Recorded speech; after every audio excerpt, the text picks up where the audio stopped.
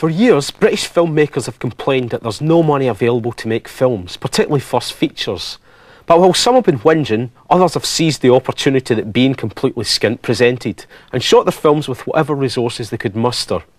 With cameras and film stock begged, borrowed or otherwise acquired, and the bank manager suitably baffled into giving them credit, a new generation of first-time producers and directors are doing it for themselves.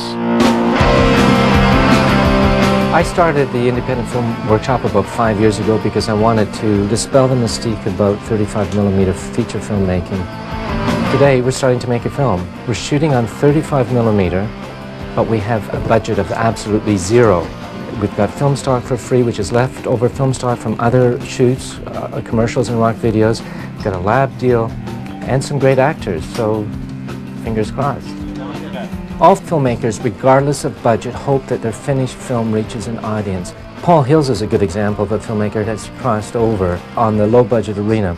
His first film, The Frontline, was made for a minuscule budget. Hello, Mr. King.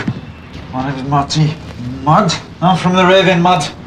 Well, say. Actually, I was quite well off because I was living on £2.20 a day, and I produced a film at the National Film School, living on £1.20 a day.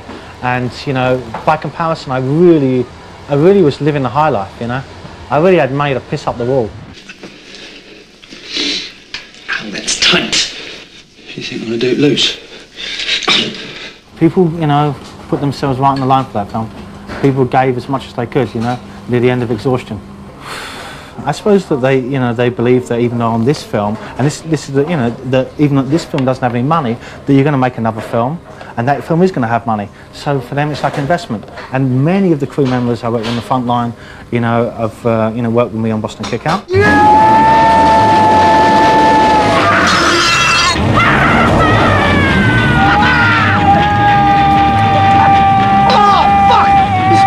How about giving some to your comrades?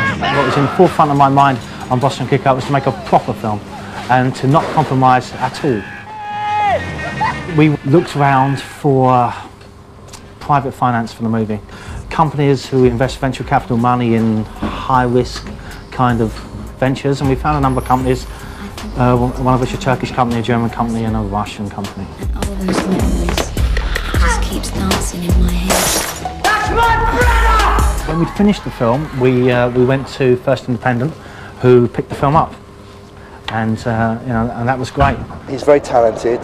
The film had a lot of energy, and I just felt this guy's going places. And I just felt I really wanted to have this film in the company.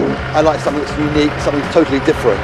And if I find that, we'll go after it, you know, very aggressively. You know, I should talk to a guy around the corner who's making a film for no money with Roland Gift, so these things can happen. It's not that difficult. Look at me. This is my office. We don't have film lights. We have IKEA lights. We've got a camera for free. We've got everyone to work because they believe in the project.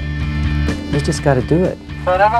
I think you just have to be completely single-minded, really. I mean, I saw a documentary about Sam Raimi and how he made The Evil Dead, and I just thought, oh, that sounds such a great idea. You seen this guy? How you know his name is Guy? Like you guess, you seen him? I have seen this man. You have? Where? On this. Snap. The original thinking was like doing something for like sort of 10,000 and shooting over like a week, and then we managed to sort of raise for the shooting budget about sort of 15,000 from the local businessman, and he was aware of the stuff that I'd done, been involved in festivals and stuff, and so it's quite sort of like jumping in there and hoping that you might get the money to finish it off.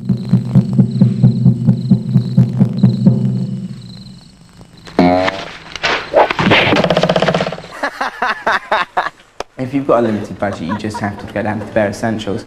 It does, you know, make you a lot more focused. I remember hearing at the time when we were filming that something like Jurassic Park they did 12 setups a day, and they considered that really fast moving.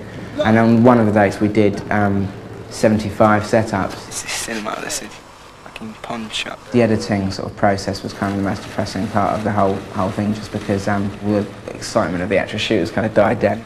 We had a little broom cupboard in Pinewood, which seemed quite glamorous at first, but the editor didn't have anywhere to live, so he was like kipping on the floor, and so I'd come in and he'd like just, you know, sort of he'd have his Rice Krispies in his hand, and it's just like, oh, this is so cold and depressing. None shall pass. Go on, you talk to him. How? R2, 3PO. Handle clear.